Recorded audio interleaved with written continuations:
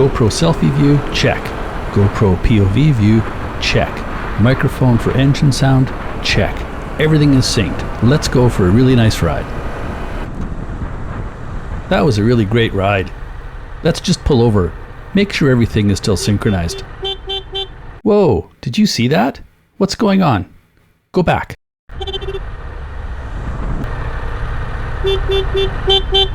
Well, that's not right. I synchronized these things at the start of the clip. They should still be in sync at the end of the clip. All right, let's figure out what's going on and how we can fix it.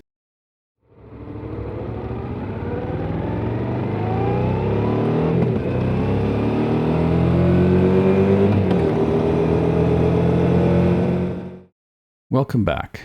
We've moved from the street into my home office, where I'm going to show you how I deal with the problem of losing that synchronization in a longer clip. I use Final Cut Pro as my video editing software. You might use something else. The particular software doesn't matter because the concept is going to be the same. The first thing I do is I will bring in one of the clips into the main part of the timeline. And this one is the view from my chin mount. So I'm going to call this my main clip. And what I've done, if I zoom out to the whole clip, I've actually taken a number of chaptered GoPro files and merged them into one compound clip, because that will be easier to work with later on when I'm editing. The next thing I do is I bring in the clip from the GoPro Hero 3, which is giving me the selfie view. And what you'll notice right away in my viewer here is that those clips overlap. I want to be able to view those clips together to be able to confirm visually that the synchronization is working. So I have an effect that I created. If I just double click, it just pops the selfie view up into the top right corner of the main screen.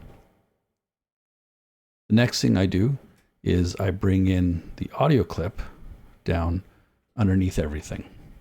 And they're not bad, but they're not precisely aligned. So what I want to do is go near the start and I want to zoom in. So I've zoomed in near the start, and what I have here are, in each clip, in the audio track of each clip, I've got these sound waves that are the beeps of the horn. You can hear that. And you can see they're not aligned. I have them in the selfie view clip, the POV view clip, and the clip of the engine sound. And they're down here. They're a little harder to see, but they are there. And what I'll do first is I will stick a line on my timeline and select the main clip, and I'll make a mark in that clip. And I will call that mark Sync 1. Then I will take the top clip here, the one of the selfie view, and just drag it over. Just grab the clip and just drag it over until it's aligned with that mark, but the same point relative to the clip below. Then I'll take the other clip from the audio file and drag it over, and that's about it right there. So if I play all these now,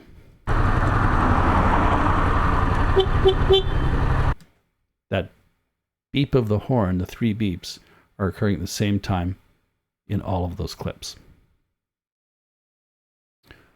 What I like to do, if I zoom out a little bit, just to keep things tidy, is tuck in the start of these clips.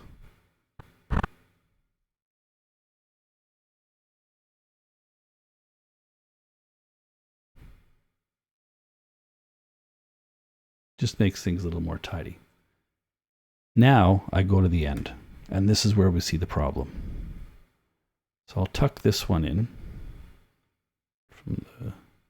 from the zoom, and if I zoom in to the clip here, I added 3 beeps to the end. And this is where you'll see they're not aligned. I have them from the selfie view, from the POV view, and the engine view from the zoom, the engine sound from the Zoom H1n. What I want to do is align those, but I can't drag the clip because I've aligned the front. So what I have to do is I have to change the timing, and this is the important part of making all this work. So I'll select the top clip, that selfie view, and I have options here in Final Cut Pro to change the timing. I can make it slow, fast, normal, hold, blade speed, or custom. I want to use custom. And when I click on that, I get this green bar at the top of the clip, and if I mouse over near the end, you see I get that arrow that's moving in a clockwise direction as a symbol. That means I can take that end of the clip and drag it and change the timing without affecting the start of the clip. So I drag it over. Oh, what I forgot to tell you is I put a second mark in here. So if we go to this one, this area, put a mark, and I'll call that mark Sync 2. So now that gives me a reference point. So I'll go back to dragging this over. I'm changing the timing, not by a lot, but enough. And I bring that over like so. And now those 2 clips are aligned. Now I'll do the same with the bottom, the audio clip. Custom, grab it, drag it over.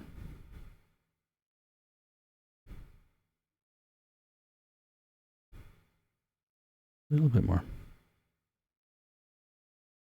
A little bit more. There. Now I will tuck these in so that they're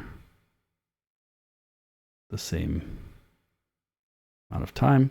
And if I play these together, now you'll see that those videos are synchronized. And it means the audio is synchronized as well. And what I can do is go from mark to mark. So here's my first mark, my sync 1, and I can see that those beeps are still aligned. Then I can jump to the second one near the end and see that those are still aligned. So now, if I zoom out to show all of the clips, then they're all very nicely and precisely aligned.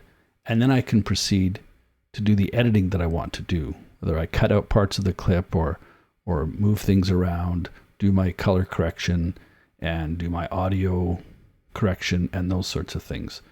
But what it does is it gives me the confidence that when I start doing my editing, my clips are going to stay nicely aligned. I hope you found that useful. It certainly has been really helpful for me. And as always, safe riding and thanks for watching. Bye-bye.